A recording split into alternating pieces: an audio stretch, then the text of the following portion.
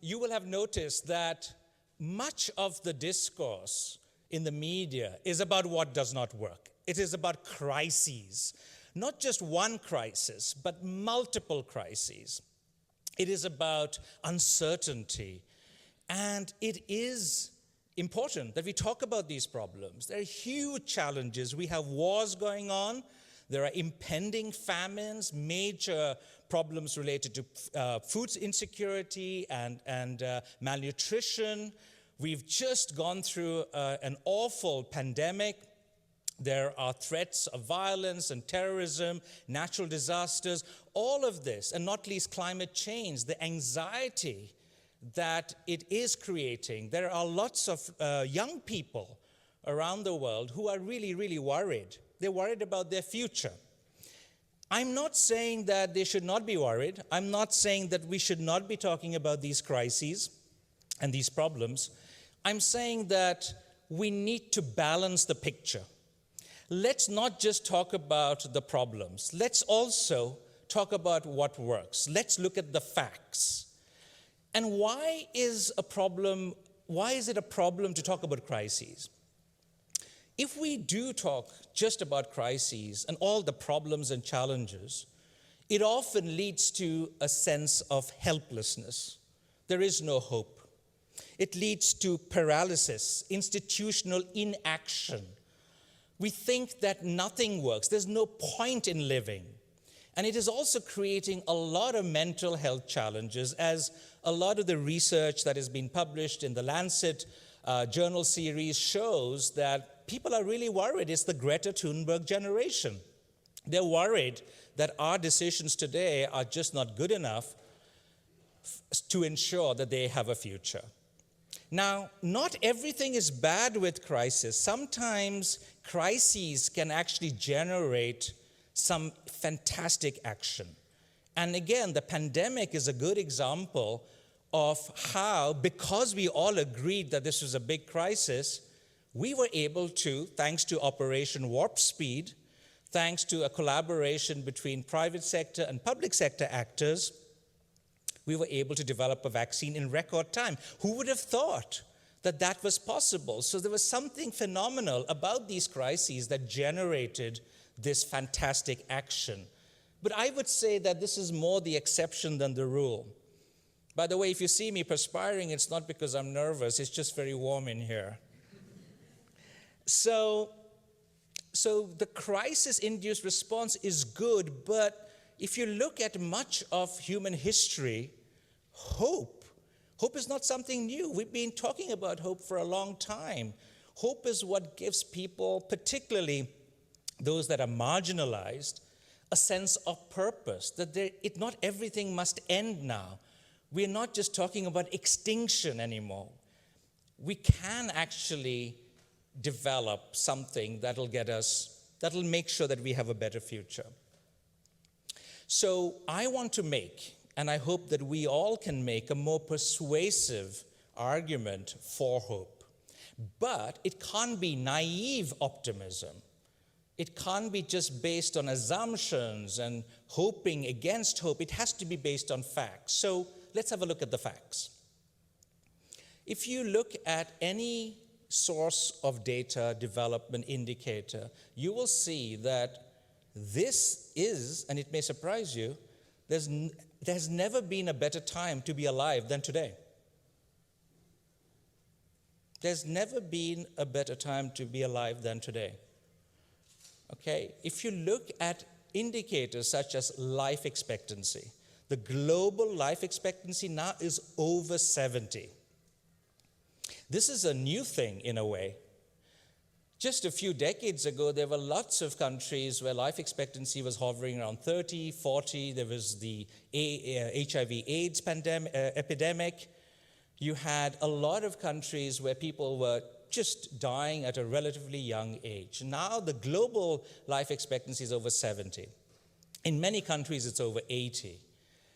This is because of better medicines, it's because of vaccines, it's because of better healthcare, better access to healthcare, affordable medicines. India is making cheap medicines available to large parts of the world. There is now cheap medical tourism. There are countries promoting their healthcare as, offering first world healthcare at third world prices.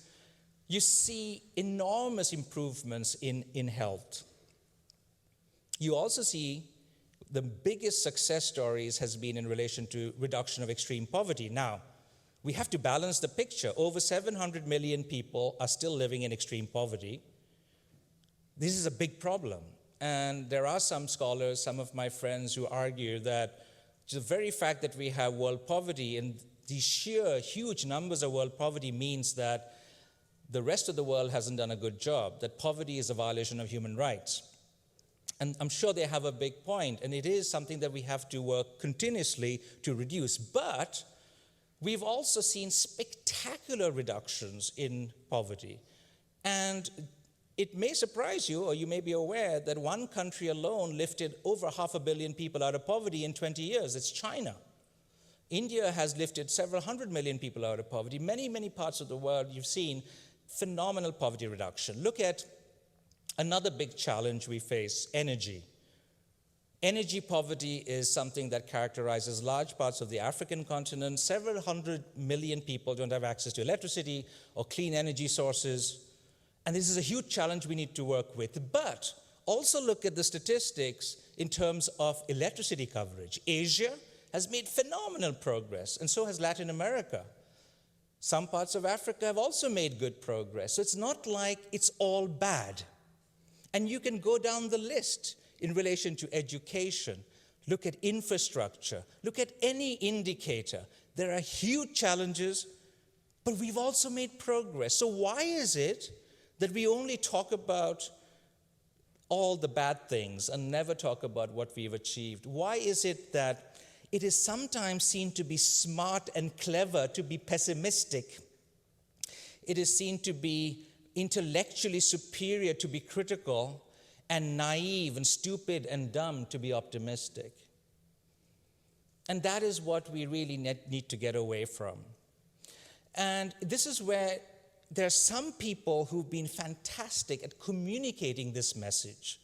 The late Hans Rosling is one of those star figures, the Swedish physician, statistician, and the master communicator who, through his work and a nonprofit that he founded called Gapminder, you can check it out, gapminder.org, he very successfully made very persuasive arguments with data showing how all these misconceptions we have on things not working are not true.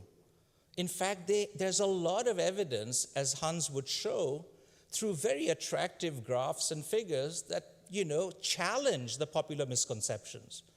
So he actually motivated a lot of people to think differently, that there is hope. Everything needs to be balanced.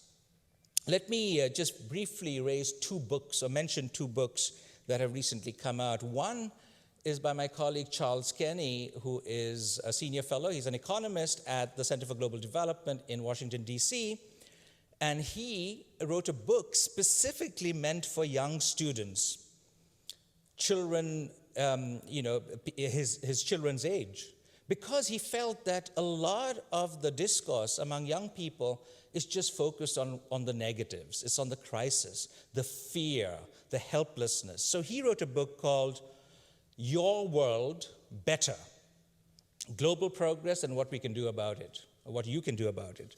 And there he shows, as we've discussed in our class today in the summer school, that some of these fears of, the Malthusian fears of there being too many people on the earth that the earth can't support, it would invariably lead to poverty and famine. They're unfounded. We have, through technology, through human innovation, through food production, we've overcome those obstacles. And what we see is a global convergence on human development in large parts of the world. I've already mentioned infrastructure, healthcare, poverty reduction, you name it. So technology, innovation, all of this is there.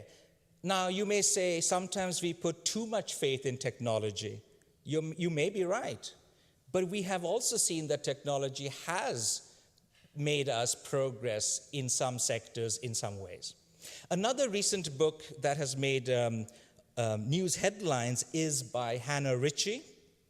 She is the head of research at Our World in Data at the University of Oxford. And just 10 years ago, she was a young student who was very worried when she saw, when she read media reports, she was really worried that nothing was moving in the right direction. And then when she started her work and she looked at the data, particularly in relation to climate change and environmental matters, she found that not everything was as bleak as the cynics would have it. Take air pollution, for example. It's a huge killer. Many, many cities are having problems with air pollution. And this is something that we need to work with. But there have been successes. Beijing, between 2013 and 2020, Beijing was able to reduce air pollution by 53%. So some of the strategies that really worked were related to transportation. Some days, some cars could ply the roads. Some of these measures had to do with how the sources of pollution were tackled. So this is very important in the sense that many other cities like New Delhi have tried that, but they have failed because they haven't really addressed the real problem, say burning of crop residue, which is the big problem in India.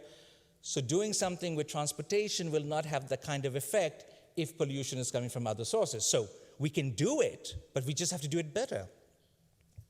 What about world hunger? We are producing a lot of food, still a lot of hungry people. We need to make perhaps more nutritious food available that gives more energy, not focus on junk food. What about energy? Renewable energy, just last year alone, the world increased its renewable energy capacity by over 50% in 1 year. There is hope. It's not like we're not making progress. So what Hannah does in her book is she says, let's stop talking about extinction. And there's no hope, we're the last generation. Rather, she says, how can we be the first generation? Not we perhaps, but you, the young students. That you could be the first generation to think things differently. It's not as if we'll be able to solve all the problems easily.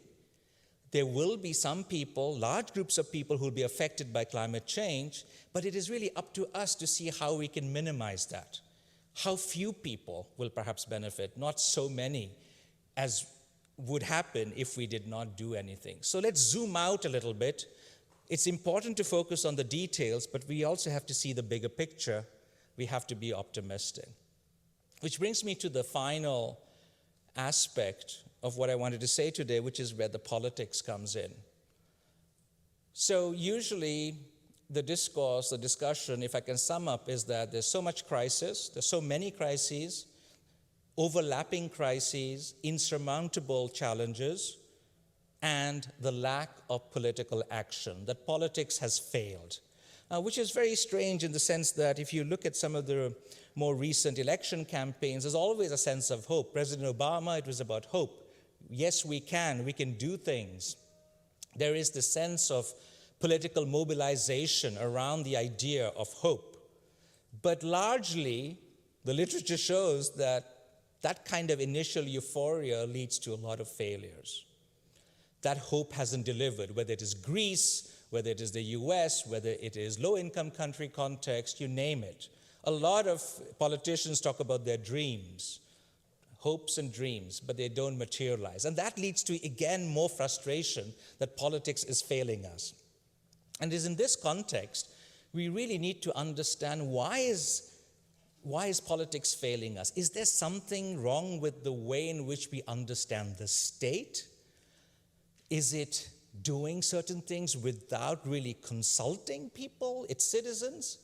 And here I just wish to briefly mention one of my heroes, my mentor who passed away 2 weeks ago, James C. Scott from Yale, who, he just didn't write one book, he wrote many books that became really influential. One of the books he wrote while he was in Oslo and he had the office next to me is Seeing Like the State, which documents all the mistakes that governments, that states make. They think they're going to do the right thing and promote well-being, they end up being spectacular failures often. And similarly, in a lot of James C. Scott's work is about documenting how lots of groups, including small groups, minorities, they do their best to flee the state. They go up to the hills to be prevented from being taxed. They try to adopt an oral form of communication, avoiding written language so that the state can't figure out what they're doing. There are very many strategies that poor, marginalized groups adopt, which Scott terms the weapons of the weak. It's those weapons of the weak that give these people hope, that it's not like the state that is so powerful can always dictate to us what they want us to do. We, the weak people, also have strategies, coping strategies that we can adopt. That is where hope comes in. In more recent work, we've seen Daron Acemoglu and James Robinson talk about the role of institutions in why nations fail. In their latest book called The Narrow Corridor, they talk about how it is important not just to have a strong state promoting poverty reduction, welfare, well-being, it's also important to have strong civil society. So it's not like you want just a very strong state. That could lead to authoritarian states. We don't want that. That would lead to a lack of hope. You want strong states with strong civil society running at the same time, at the same speed, and equally strong. If you have a very strong civil society, weak states, that'll be chaos. If you have a strong state, weak civil society, you have an authoritarian regime. So politics is absolutely crucial to the story. We can vote, use the power of our vote to perhaps vote for people who we think have the right policies based on evidence, not just based on guesswork, looking at the data. Are they evidence-based policies that politicians are talking about, political parties? We should choose them. We can choose to use the power of our consumer agency. We can choose to buy electric cars if we think that is helping in the fight against climate change, or anything related to sustainability. We have that power as consumers to send a signal. This is not good enough. We want something better, whether it is food, whether it is clothing, the kind of garments we use, or whether it is transportation forms. We have that power. But here it is important that we just don't talk about individual responsibility. Sometimes the debate on climate change, on the strategies forward is all about what we can do as individuals. No, I mean, that is important, but we also need something else. We need systemic change. We should be thinking about really reaching out further, zooming out, not just zooming in. Which then means that we should think about revisiting how politics is done. It should not just be hope, but evidence-based hope, strategies that promote that. Few years ago, actually 15 years ago, I had finished a whole semester of teaching at the University of Oslo. It was a module on development studies. I thought I did a good job. The students were fantastic. And in the last lecture, when I was asking for feedback on the course, I suppose it was a leading question, expecting them to say, this is a great course, you were fantastic.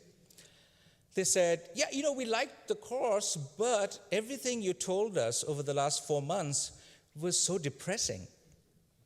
You told us that nothing is working. Every policy advice that you have is basically, don't do this, you should have done it differently. But you really didn't say anything about what worked, what were the solutions. You never said that rather than doing this, you should be doing that. And I was astounded because they were right.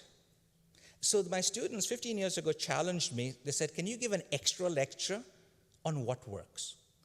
And I was scrambling. I had realized that as an academic, all I was interested in was being critical, balanced, independent, but perhaps very critical, not as balanced.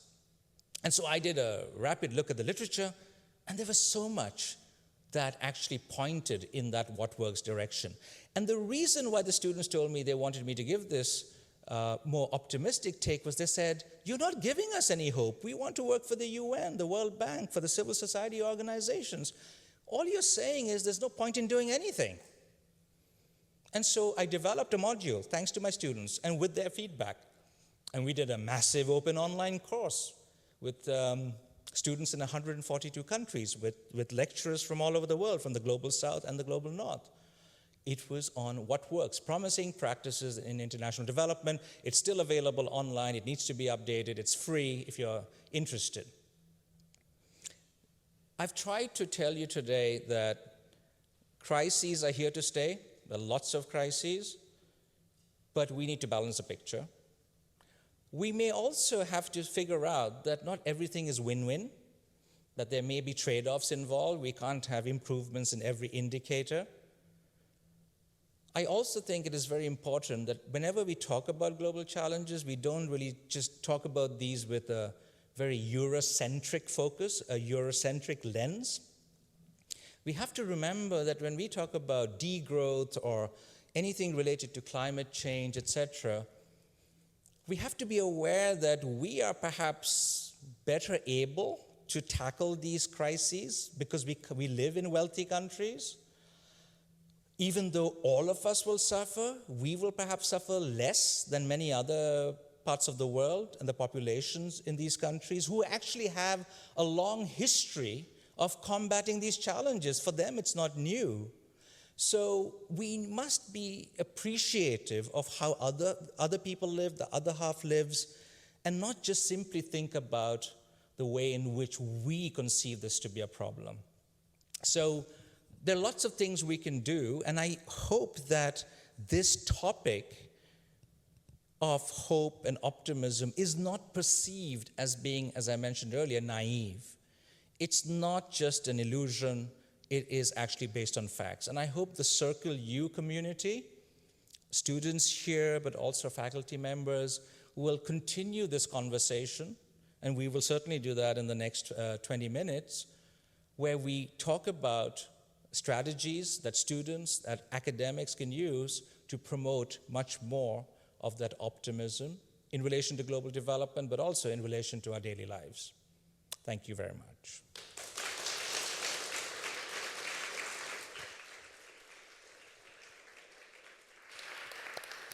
So I'm in a very privileged position of not just speaking, but also chairing the session. And so I'd like to ask the first commentator, Barbara, my colleague from UCLouvain, please, to come up and offer her comments. Thank you, Barbara.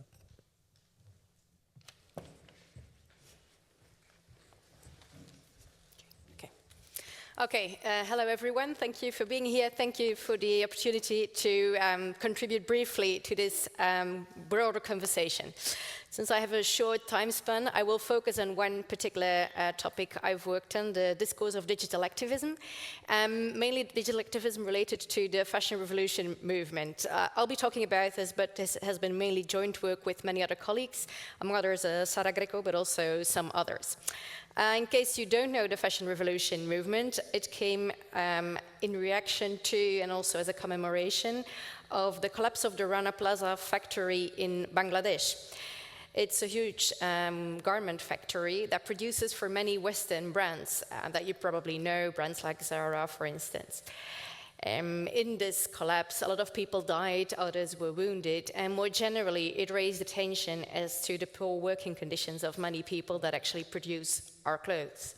Poor working conditions in terms of health and safety, but also in terms of wages, working rights, and child labor, and so on. I'll be discussing mainly this particular case because it's the one I know best, but I think this also holds for other forms of digital activism. So this movement started with a focus on social sustainability, on social rights, but very quickly broadened up to also include the environmental sustainability question of the production of clothing, which is actually hugely contributes to the climate change problems we have. It's perhaps less talked about than the airplane flights, but it contributes to a very considerable extent as well. Now this movement, as I said, it came in reaction to this factory collapse. So we were talking about hope, but the starting point was something truly sad and depressing. And indeed, it shows that there is often a connection between, on the one hand, activism, the will to change, the belief we can change things. You know, people are involved in these campaigns, in this NGO, try to change the working conditions, try to make fashion more sustainable in different ways. So this shows their hope that this change can be done. You don't dedicate hours of your time to this change if you believe it's impossible. But it also shows that this is often linked to more negative emotions. There was sadness about the lives that were lost, rage, anger, indignation, right? So the two can go together in a certain way. I have a background in linguistics, so I've looked mainly into the discursive strategies in these campaigns. And I'll point out just two. In the first place, this campaign had a sub-campaign, let's say, with a hashtag, "Who made my clothes?" which was a way to raise attention to the fact that our clothes are being produced by individuals, by concrete human beings somewhere at the other side of the world. We don't know them. But it is a way to make these more individual and to humanize, again, the people that are actually lost in the process. In ancient times, people would go to a tailor or a seamstress, and their clothes would be made by someone who lives in the village. So you know where the clothes come from. You know the labor that has gone into it. We don't know this now. I think most of us have absolutely no idea who produced the shirt we're wearing today. So this was one strategy, bring back the individual and the human being so that we feel more connected and more willing to work for this change. A second strategy is related to the specific position of this kind of NGOs or movements. They have absolutely no power to impose change. They can ask you to change, but they can't oblige you to do so. They don't create legislation, they can't give you fines, they can just try to convince you. So how do they do this? We see that in this campaign, they privilege very direct forms to address people, imperatives. Get informed, buy more sustainable clothes, wear your clothes longer, right? Or first-person plural forms, we can change this, we can be more sustainable. So you see that it's very much addressing their interlocutors, which is also a way of transmitting this idea of hope and that as a participant, you can contribute to the change, you can do something, you don't have to be entirely powerless. So this is in a way positive. It also has the drawback that it could make lose sight a bit of the more systemic changes that are of course also needed. So in that sense, it's a difficult equilibrium to find for these movements. Over the past few years I've been working on this, you already see a change in discourse in companies. 6-7 years ago, it was only very specialized companies that would actually talk about the sustainability of their production. And now a lot of major brands are doing this as well. It's again a bit two-sided. On the one hand, it shows that it works, that we have reason to be hopeful. On the other hand, we know there is some greenwashing going on. So in my final seconds, I would like to show that there is this combination of being hopeful, of believing in the will to change, but also of remaining a bit critical about what still has to be done to really get where we want to get. Thank you.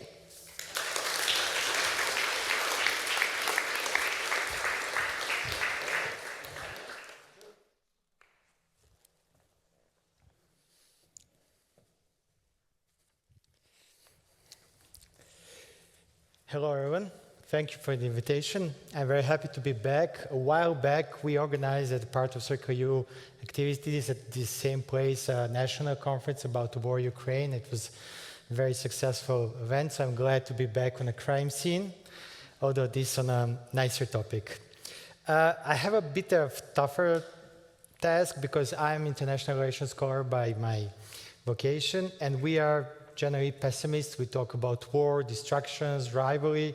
So when Dan asked me to talk 5 minutes about hope, that for me is like 55 minutes to talk. But I will try to take off my skeptical hat and put on my optimist hat and comment on his wonderful presentation on politics of hope and evidence-based hope.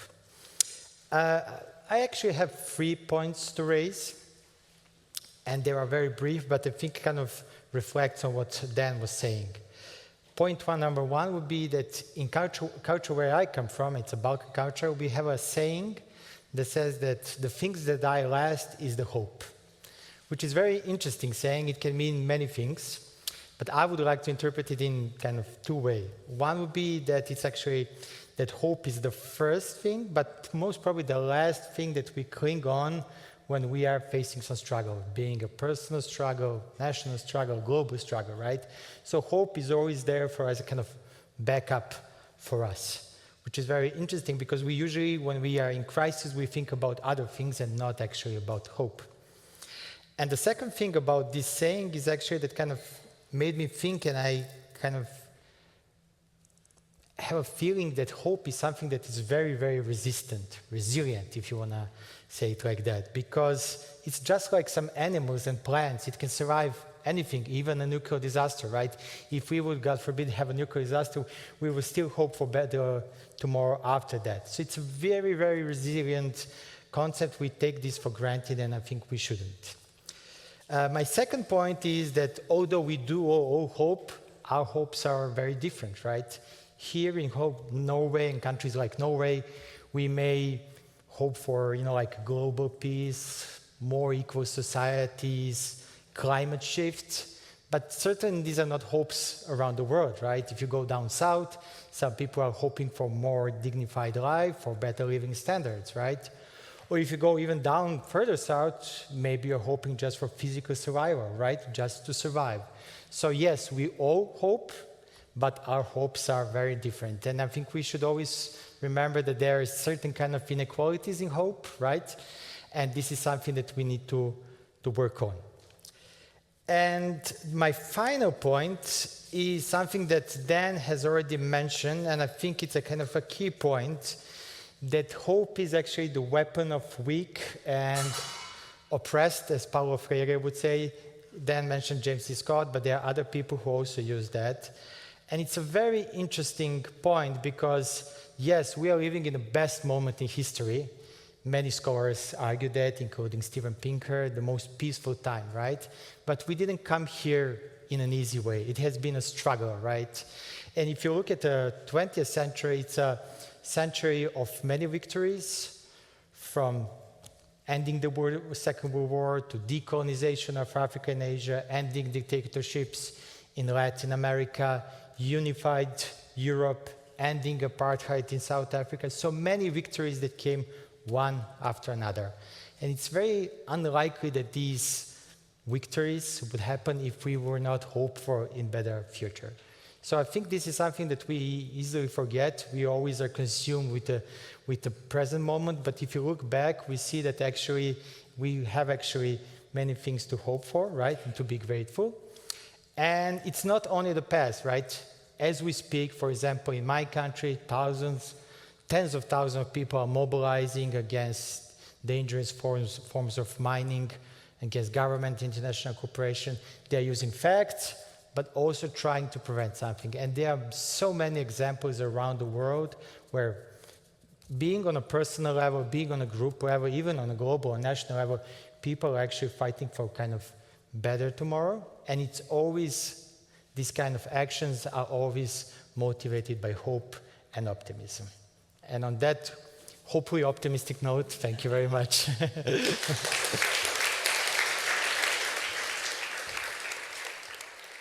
8 seconds left. Is this ready?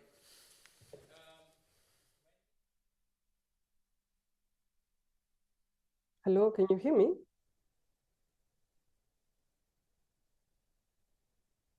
Hi.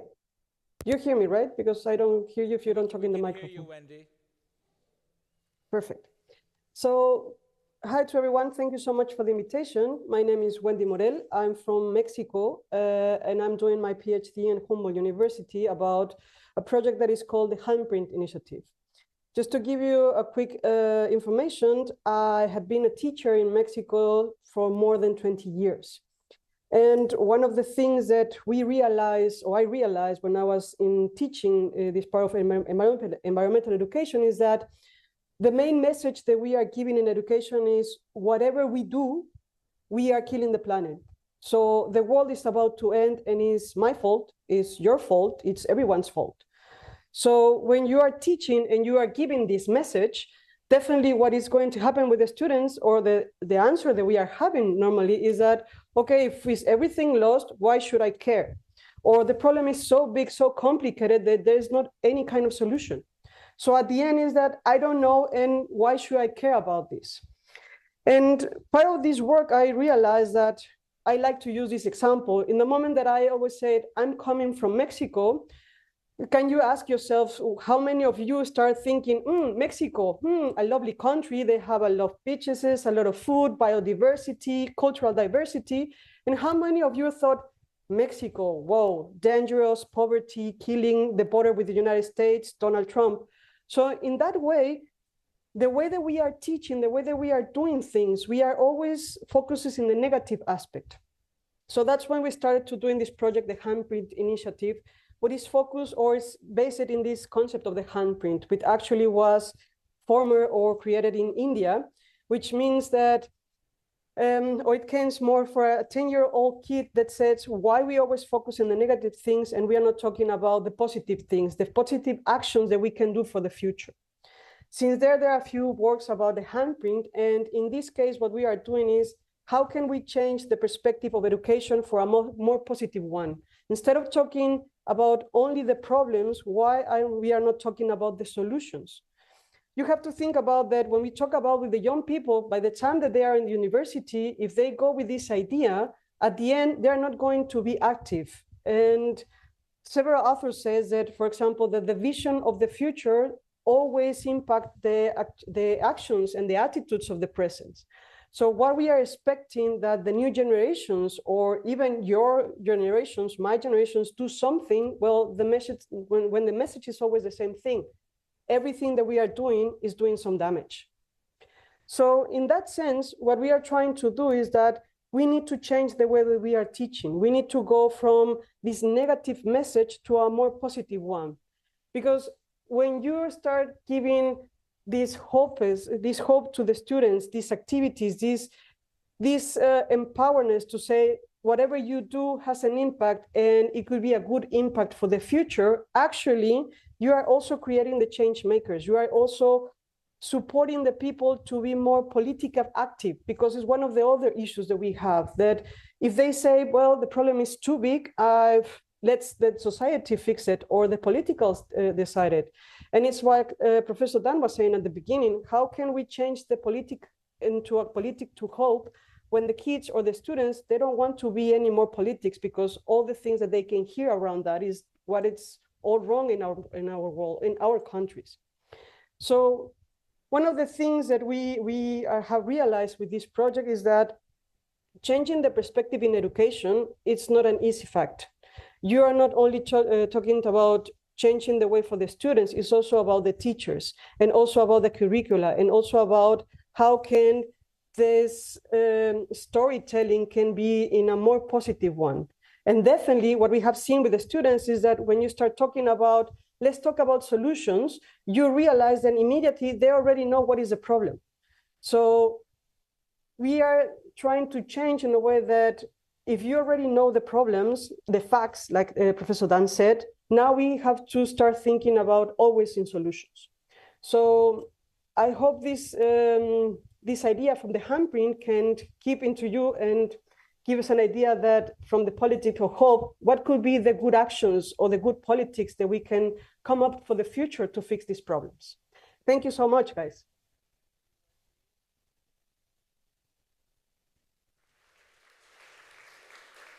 Thank you, Wendy. Please stay on because we'll have a group discussion. I'd like to invite Barbara and Nemanja, but also one of our students from the class here, Nicolina Klejc, if I got it right, to come and have a little discussion with us. And you will be able to ask questions, those of you virtually taking part in this conversation, but also those who are here. Please join us at menti.com using that code, and you can badmouth me and say how lousy everything was and that we should not be as hopeful as I am. So you can ask questions, and then we will take a sample of those questions and discuss this. So let me start with Nicolina now. You've been put a bit on the spot, Nicolina, because you're helping us in relation to the age gap here. I mean, the average age. We talk about younger generations, but we often don't involve the younger generation in these discourses. So now that you've heard us for 40 minutes and you've been hearing me for the last 4 days, are you hopeful? Did we say anything that gave you more hope? Well, first of all, I want to thank you for bringing me here. Like, I wasn't thinking of actually having an opportunity to speak at this wonderful crowd. And actually, I want to start with hope, because it was always a long dream of mine to come to Norway and visit it. And now being hopeful actually paid off.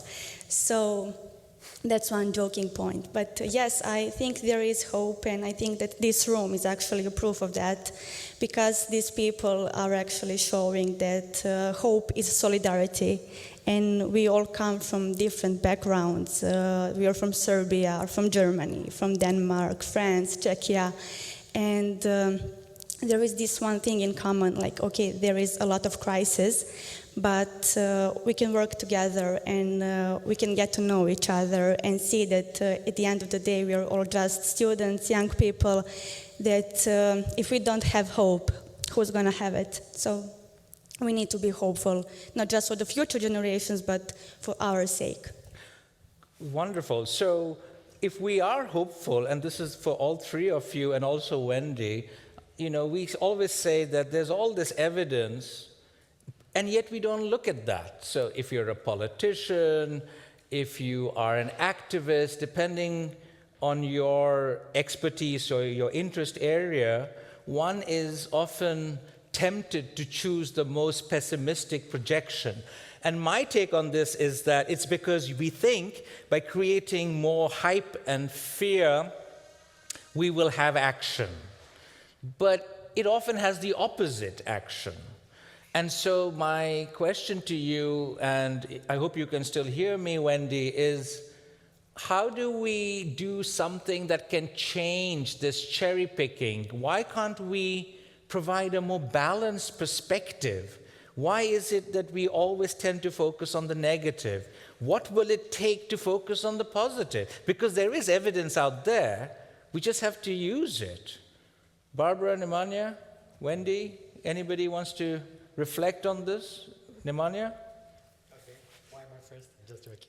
Yeah, I think, well, you kind of gave the answer in your kind of presentation, because it's often those who are actually in charge that are sending the negative message, right? We have example of the US where facts and evidence do not matter much, or even they're discarded even when they are faced with these facts, right? So changing probably starts from very easy thing. You go out and vote. I mean, that's probably the first thing that you could do. You vote based on your preferences, but you also vote based on what is offered to you, how is it offered in a way, and this is a kind of easy change that any of us could make every 4 years or every other years. Other changes can involve activism of different kinds, right? Being in your community, being on a global level, being on a national level, but that's also something that not everyone are ready to engage. But some things like voting is something that everybody could do, and that could make a drastic change. And you're absolutely right. That is the most important power we have in democracies, to get rid of leaders, right? The definition of democracy as parties that lose elections. But I suppose the cynicism and the hopelessness seeps in when young people feel, okay, we thought this party is going to change, and then we're getting more of the same. That when in opposition, politicians are promising you the world, whenever they come to position, it's more of the same. Then you're waiting another 4 years, 5 years, and the same thing happens, and you're becoming more and more disillusioned. And that's when I suppose we should think also about what happens between elections and the kind of activism that we see in relation to climate change, social justice movements, and how that can be sustained. But again, the literature there shows that sometimes you have very good success. Some movements succeed, just like, in relation to workers' rights, Barbara, the Rana Plaza case. A lot of attention on working conditions, paying people more money. We should be responsible in terms of what we buy and ask these questions. And after a while, it loses momentum. So the question then, Barbara, is how do we maintain that momentum and that steam in between these election periods so that we can not just get rid of people, but actually keep them on their toes? Yeah, I think what we saw for Fashion Revolution, for instance, there's an annual Fashion Revolution week. So you also have a lot of days off, special days dedicated to special topics. So make something annual. I think what also helps, obviously, that more urgent things come in the way. You mentioned the pandemic. I think that sort of was probably a bad thing for many other worries or concerns, in the sense that it put a lot of other concerns more in a second position or a third position. And I think the fact, as I said, the fact that bigger companies start to talk more about sustainability is on the one hand a positive thing, because it shows that it is a concern and that norms are shifting. But it maybe also creates a sense that things are solved, which is not yet entirely the case. So I think there are various elements. There are attempts to keep this very much alive, as I said, with this annual week, for instance, and a lot of movements or cases do this now. They have a certain periodicity, annual moments, to sort of concentrate the attention, also attention of more classical media outlets, of politicians. You know, it's the moment when you can invite someone for an event or get invited to talk about this in Parliament, etc. But it is, of course, a constant struggle to be on the agenda and then to stay there. That's absolutely, yeah.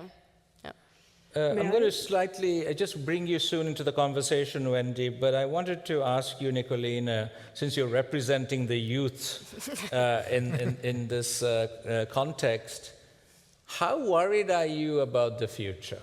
Are you thinking about your children, your grandchildren? Do you feel this constant worry? Is it an existential threat of extinction? First of all, I hope I'm doing a good job, guys. That's the first thing. But yeah, there is this anxiety, definitely.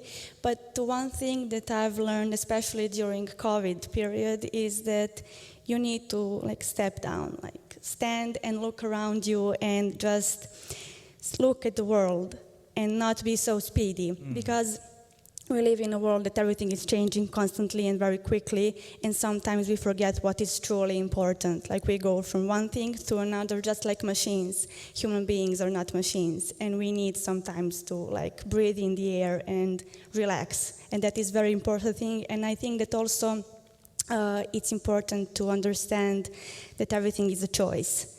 You can choose to look at something that is very black, very bad, or you can see it as something balanced, because there are good things and there are bad things. And I think that also the important thing is freedom, and choosing freedom instead of daily things like, okay, I'm going to buy this expensive dress or buy this car and something like that. So freedom as a responsibility to ourselves and to the society.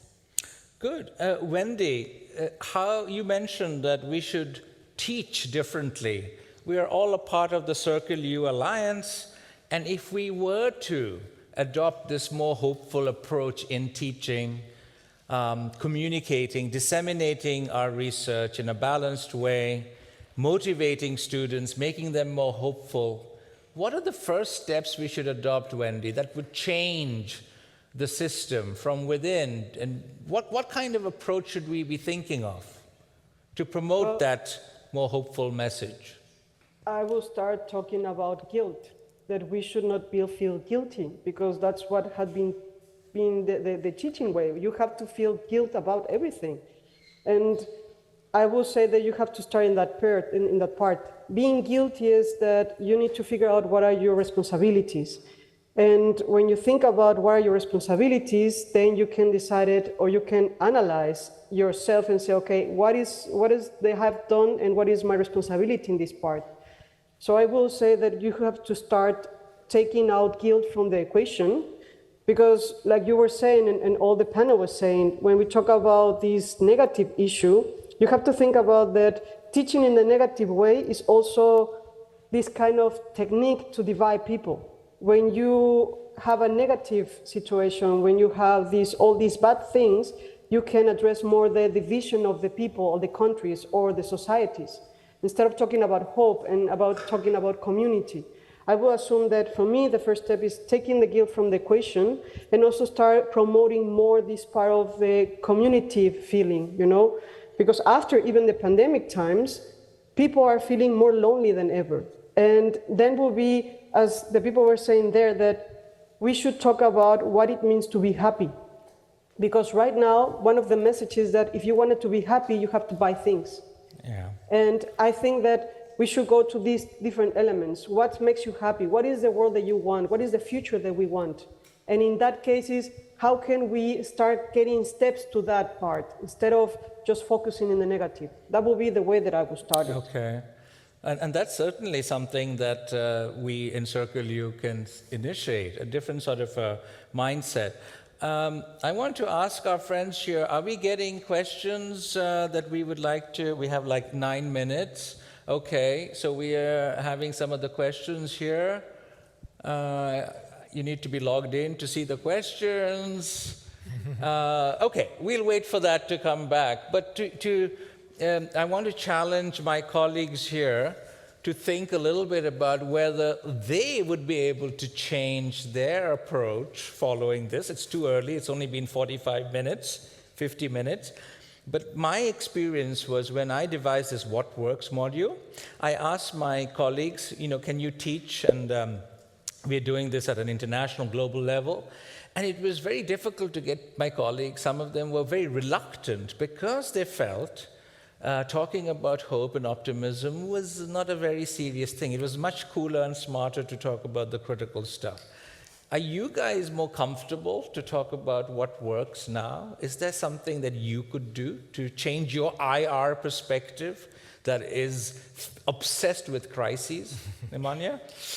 Well, I have to brag myself a bit right now. So I think in a field where I'm teaching, there's actually many positive examples that we use in the classroom, right? So being those individuals, right? We are talking about people like Gandhi or Martin Luther King or Nelson Mandela, right? People who, with their personality and their action, changed the course of their history of their countries.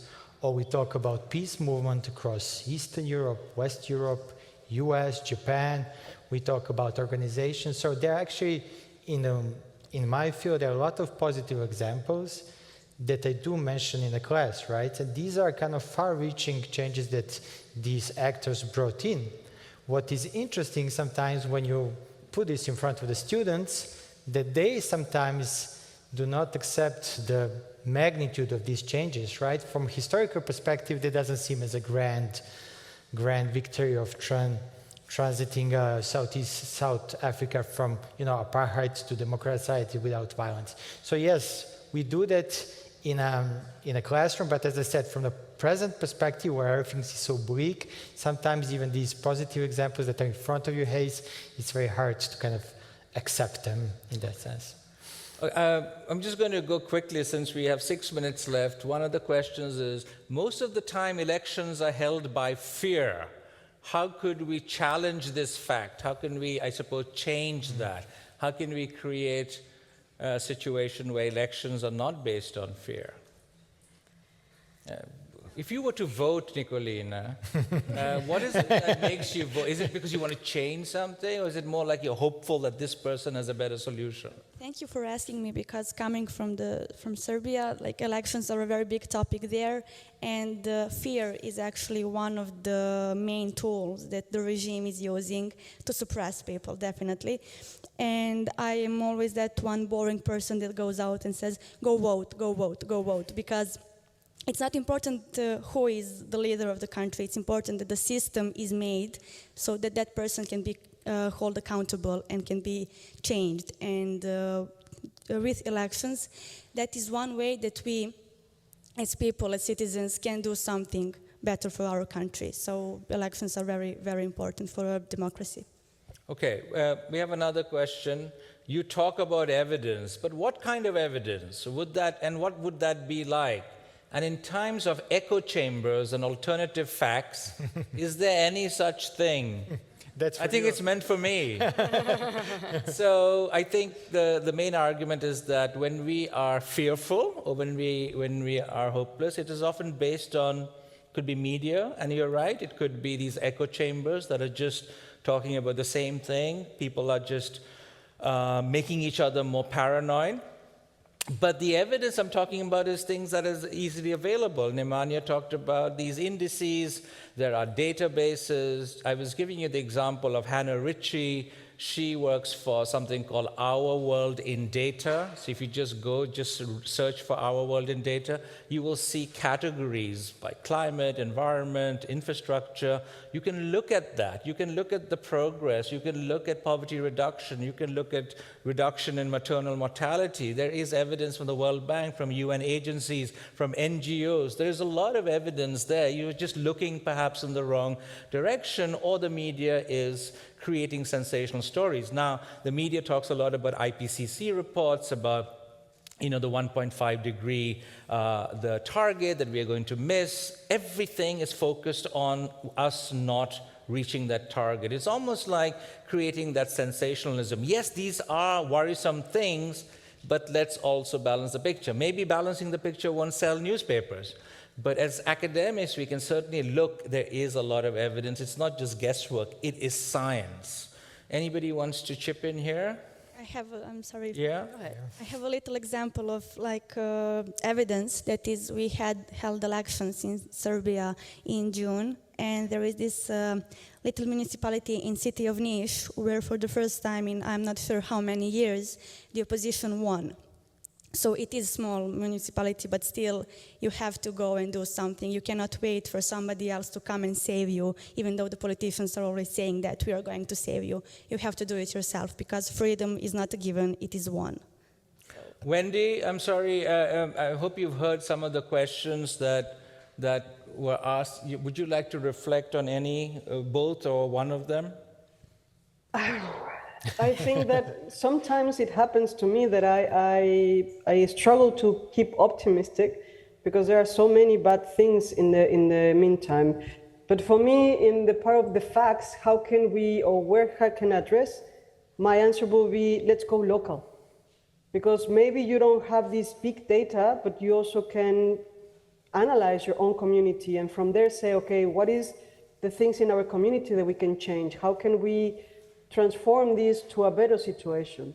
That will be one of the things that I could say when we talk about data. And right now, I think that the most important part is that people should have this system thinking competency, this critical thinking, because there's so much information, then we need to figure out how to, start searching this kind of information and try to figure out what is the right one and what is the fake one, because that is also the issue that if you understand how the world is working, you will know that if you are searching for something, immediately you will have 10 things behind that will jump into your information. So I think that the point of view, or how can we balance, is to start asking for the different points of view, the different perspectives. Thank you. 30 seconds. Going now? Yeah? Yes, I just want to mention that, yes, these alternative facts and echo chambers have been present, but it seems to me that people are now slowly going to see through them, right? If you look just elections in the biggest countries in the world, or Brazil, USA, right, France, this doesn't fly anymore. They lost, these people who are promoting this kind of thing, they lost elections, right? So I think this peak of alternative facts has been reached, and we're kind of slowly declining, which goes in favor of what you're saying about evidence-based, not only hope, but politics as well. Any last comments? Yeah, I think a bit in line with that, we have got indeed the examples of politicians that fuel very much on fear, and they absolutely exist. But you mentioned in your previous part someone like Obama, who had a campaign very much fueling on the idea of hope, or that a change is possible. And as I said, it doesn't mean you can't be critical, but it means you have a different take to how we will go about the problems that are there. And I think we see this also in a lot of political levels. 10 seconds, Nicolina. Stay hopeful, everybody. So we have, the countdown has started, 5 seconds. I'd like to thank the excellent panel and Wendy in Humboldt, but also for this inaugural Circle U event. A lot of people have been working very hard. I'd like to mention Øystein and Anne Charlotte here at the University of Oslo, Bella Reed, very many people. We have the comms people, Håkon and Tarje. So thank you all for making this happen, and also the staff here for the streaming.